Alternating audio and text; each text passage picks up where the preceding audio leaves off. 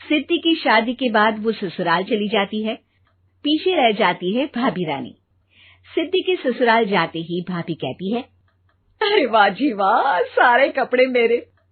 हाय रे पैंट, अरे वाह वाह, मजा आ जाएगा। अरे ये सिद्धि की अलमारी के सामने खड़े होकर क्या बड़बड़ा रही है? जाकर देख मेहमानों को विदाई की मिठाई मिली कि नहीं। अब हाँ माँ जी, क्यों नहीं, लेकिन पहले कपड़े तो बदल लूं। अब रानी आ जाती है सिद्धि के उन कपड़ों में जो वो ससुराल जाने से पहले घर छोड़ जाती है। अरे रानी, कुछ दिन रुक जाती। अरे ये तो सिद्धि बिटिया को मैंने ही दिया था, बड़ा ही फबता था उस पर, तुझ पर तो कुछ खास नहीं लग रहा। अब वो ना, मेरे सारे कपड़े गीले थे तो सोचा पहन लूं। वैसे भी सिद्धि को कौन सा दिन पुराने आउटडेटेड कपड़ों को पहनना है। वैसे भी ये सूट तो मैंने तभी पहना था, वैसे खास है भी नहीं ये। हाँ ठीक है, लेकिन ना मेरी सिद्धि पर तो जमता था। सारे मेहमान चले जाते हैं और सिद्धि ससुराल से मायके पहली बार आती है। अपना घर, अपना कमरा, अपनी अलमारी। ये बोलकर जैसे ही सिद्धि अलमारी खोलती है तो सामने उसके कपड़ों की जगह कुछ और ही रखा होता है। माँ, ओ माँ, जरा कमरे में तो आना। सास और रानी वहां पहुंच जाते हैं। रानी ने पहनी होती है सिद्धि की जींस और टी शर्ट। अरे भाभी, ये क्या? ये तो मेरी बड़ी ही महंगी टी शर्ट है, इसे आपने घर में क्यों पहनी है?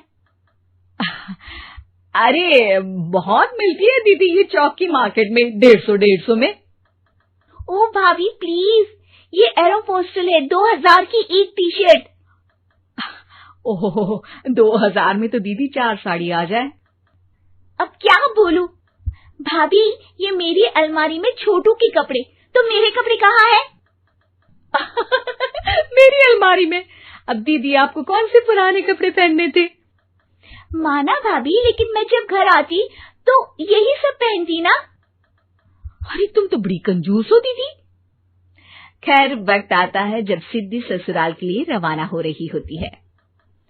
अरे रानी, अंदर से सिद्धि का गिफ्ट ले आ, लड़की पहली बार ससुराल से मायके आई है।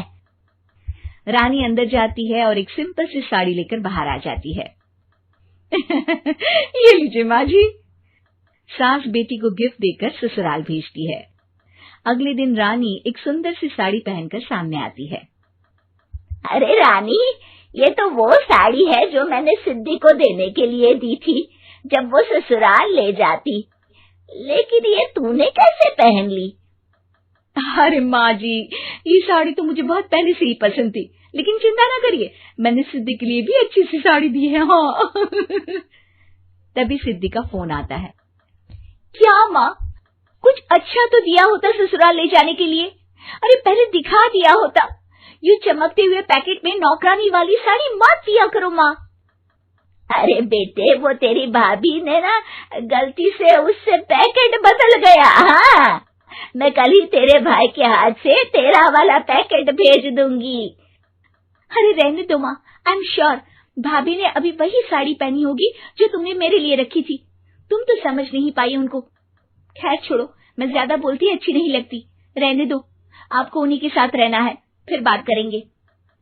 सास को रानी पर गुस्सा आ जाता है। वो उसके कमरे में जाती है जहाँ वो शादी का एल्बम देख रही होती है। रानी, मार्केट जाकर एक ऐसी ही साड़ी लेकर आ, कल प्रतीक जाकर सिद्धि के घर दे आएगा। अरे क्यों माँ जी, कितनी साड़ी देनी है दीदी को? यहाँ कोई सेल लगी है क्या? अरे चुप कर, मेरे बेटी के हिस्से की साड़ी खुद पहन ली, अब ज्यादा ज्ञान बांट रही है। एक दिन सिद्धि का फोन आता है। माँ, मेरी सास ने आप सबको खाने पर बुलाया है। सारे लोग सिद्धि के ससुराल पहुँचते हैं। खाना खाकर वो लोग निकल रहे होते हैं कि सिद्धि की सास सभी को गिफ्ट देती है। अरे बहन जी, बेटी के घर का खाना खा लिया, यही बहुत है जो आप ऊपर से गिफ्ट भी दे रही है। अरे बहन जी, आप भी कहाँ इन बातों पर विश्वास कर रही हैं। सास सभी को गिफ्ट देती है, लेकिन रानी को जो साड़ी देती है वो अजीब सी हरे रंग की लाल रंग के बड़ी छाप वाली होती है। अरे छी, ये कौन पहनेगा? सासू माँ को तो जरी वाली इतनी सुंदर और मेरे लिए ये नौकरानी वाली। अरे भाभी, दरअसल मैं जब भी घर आती थी आप वापसी में ऐसी ही साड़ी देती थी ना, तो माँ ने सोचा कि आपको आपकी पसंद की ही साड़ी क्यों ना दी जाए। बेचारी रानी, बोलती भी तो क्या। सिद्धि और सास रानी का चेहरा देखकर हंसने लगती है, तो रानी समझ जाती है कि अपने ही बिछाए जाल में वो फंस चुकी है। उम्मीद है कि आपको हमारी ये कहानी पसंद आई होगी। कृपया हमारे चैनल को सब्सक्राइब करें और सभी अपडेट्स के लिए बेल आइकन जरूर क्लिक करें। और हाँ, वीडियो लाइक और शेयर करना मत भूलिएगा। बाय।